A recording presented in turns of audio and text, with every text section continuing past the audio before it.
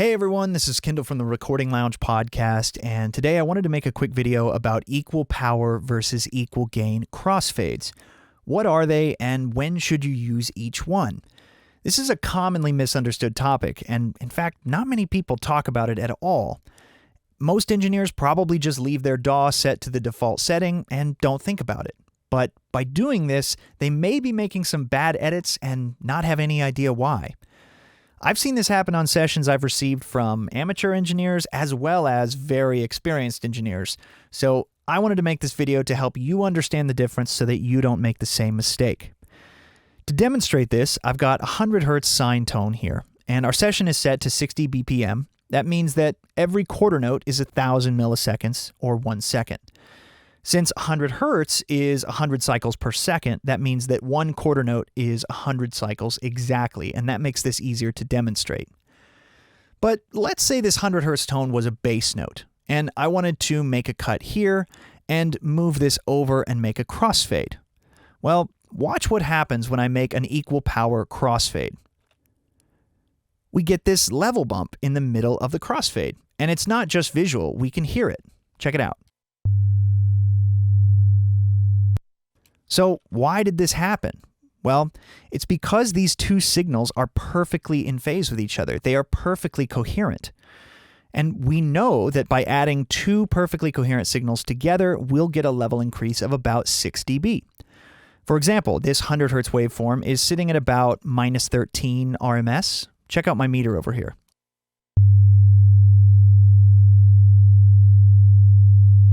If I were to duplicate this waveform and play it back on both of these tracks, we'll get a level increase of 6 dB.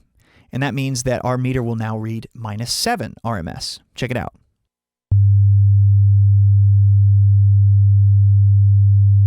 So how can we compensate for this when we're editing two coherent sound sources together? This is where equal gain fades come in. Equal gain fades compensate for the 6 dB addition of coherent material. So if we were to change this fade to an equal gain fade, watch what happens.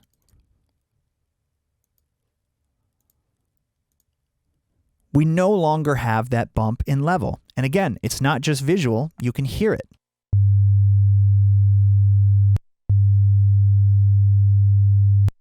It's totally seamless. We can see that it's more constant and hear that it's more constant. And the same is actually true for fade-ins and fade-outs.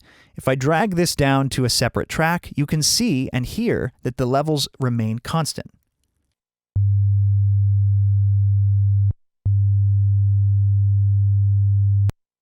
But here's the issue.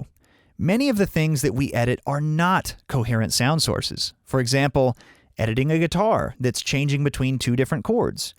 Editing drums with 10 different microphones, editing vocal takes that are not perfectly in time or in pitch with each other. Arguably, most things that we're editing are probably not going to be perfectly phase coherent, at least not 100%. So what happens then? Well, when we add two non-coherent sources, we only get an increase of about 3 dB. To demonstrate this, I've got two tracks of randomly generated white noise. These are sitting at around negative 20 RMS. Check it out.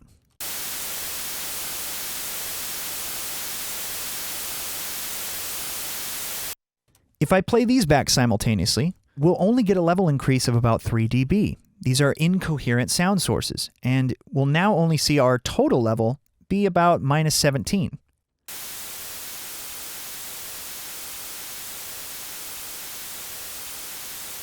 This is where equal power fades come into play. Equal power fades only compensate for a 3 dB level increase, so they're used for fading incoherent material. Now here's where this gets interesting. Watch what happens when I try to fade this white noise into itself using an equal power fade. We still get the bulge in the waveform. And you might be tempted to see this, double click, change to equal gain, and say, that looks better. But listen what happens when we play it.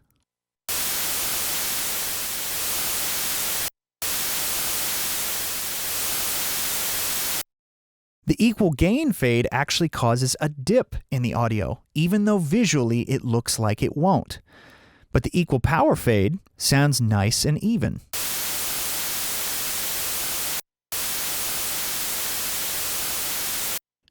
The moral of the story here is you can't always trust what you're seeing in the waveform.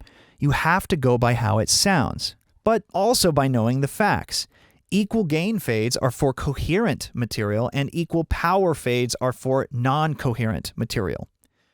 So how do you know what's what? Well, there's a good chance that simpler waveforms are more likely to be phase coherent.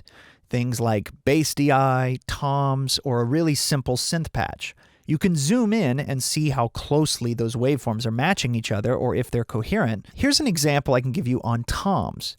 We've changed our session to 85 BPM, and we've got a rack tom and a floor tom. Check it out.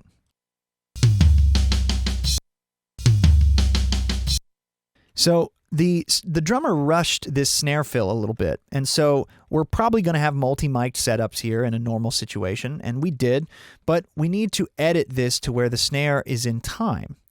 Now, if I zoom in to my floor tom waveform, you can see it's very simple. It's very much like a sine wave. And if I make a cut here and move this over to where this snare hit is in time, but this is also coherent, I could actually get away with making a crossfade like this. But did you see what happened?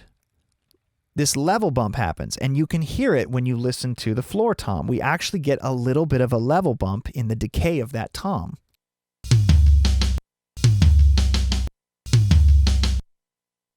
Because these two sections of the tom waveform are coherent, we may try doing an equal gain fade. When we do this, it now sounds much more seamless and invisible.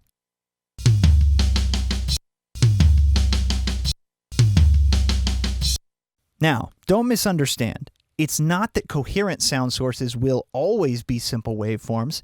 In fact, there are plenty of situations where that's not the case. It's just that simple waveforms are probably more likely to be coherent or near coherent. What we're really talking about when we ask if two sound sources are coherent is basically how close are they to being identical? How close are their phase and frequency components? So, for example, a full mix is a very complex waveform. It's not simple at all.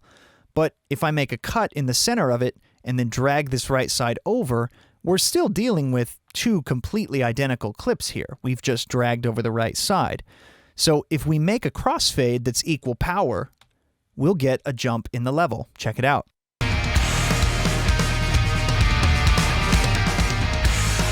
So instead, because the two halves of this are part of the same waveform and they're identical in every way, we need to do an equal gain fade. That will compensate for the level, and now we won't have that level bump.